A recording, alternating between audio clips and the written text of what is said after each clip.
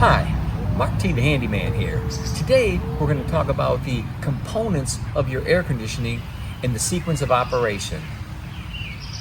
This is an illustration that I created to point out the different components in the air conditioning cycle in your home. We are going to start inside your home with the evaporator. The evaporator is where the cooling takes place and is usually located on the top of your furnace in the shape of the letter A. Thus is referred to as the A coil. Number 2, which is also located in your furnace, would be the indoor blower. The indoor blower not only blows air for the air conditioning, but is also for your heating in the winter. Moving outside now, we have a compressor, which is located in the condensing unit. Also located in the condensing unit is the outdoor coil called the condenser coil, along with the outdoor fan. Next, you will find in many cases, but not all air conditioning units, this is a liquid line filter dryer. The filter dryer is not mandatory, but certainly a good idea.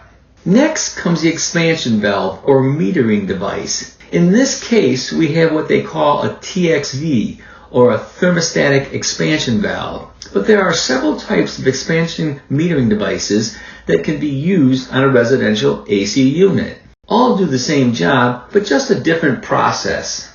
Finally, we have an item that you might find on your air conditioning, and that is the refrigerant sight glass. Usually, a refrigerant sight glass will be installed depending on the type of metering device on your AC.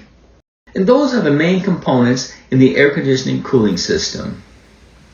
Many people think that the air conditioner makes cold air, but in reality, the air conditioner does not actually create cold air. Instead, it removes heat from the air inside your home and dumps it outside. This process continually pulls warmth out of your living space, leaving behind the dehumidified, cool air that blows out of your vents. To move this heat, your AC relies on chemical fluids that we call refrigerants. Commonly used refrigerants in residential AC units are R22 and R410A. The refrigerant consistently loops through a continuous cycle of evaporating and condensing. Air conditioning refrigerants typically consist of materials that are non-corrosive and have the ability to easily transition between gas and liquid phases at the operating temperature of an air conditioning system. The heart of an air conditioner is the refrigeration cycle, which relies on 4 main components to transfer and change the refrigerant temperature and pressures. Okay, let's talk about the 4 components in the refrigeration cycle. First, the evaporator coil, which absorbs the heat. Second, the compressor, which pressurizes the refrigerant gas. Third, the condenser coil, which removes the heat from the refrigerant and turns the refrigerant back to liquid. And fourth, the expansion valve that transfers the high-pressure liquid refrigerant into a low-pressure vapor. We are going to begin our cooling cycle at the refrigerant expansion valve or metering device. The high-pressure liquid refrigerant passes through a tiny restriction in the expansion valve.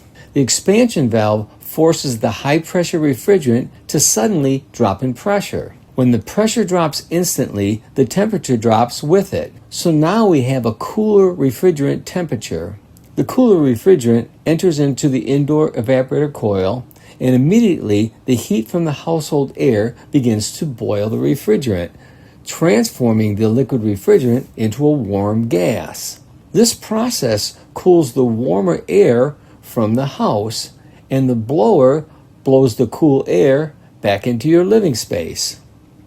The warm refrigerant gas in the evaporator travels through the insulated copper tubes to the outdoor unit, where it enters the compressor.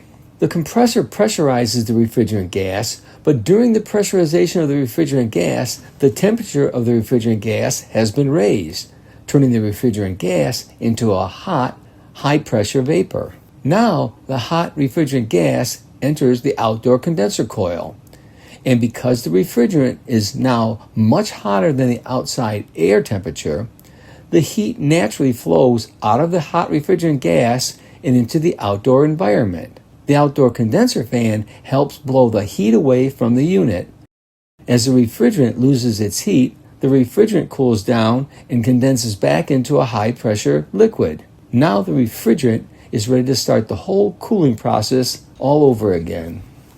Well, I hope this video was somewhat helpful on how your air conditioning works and what the components are.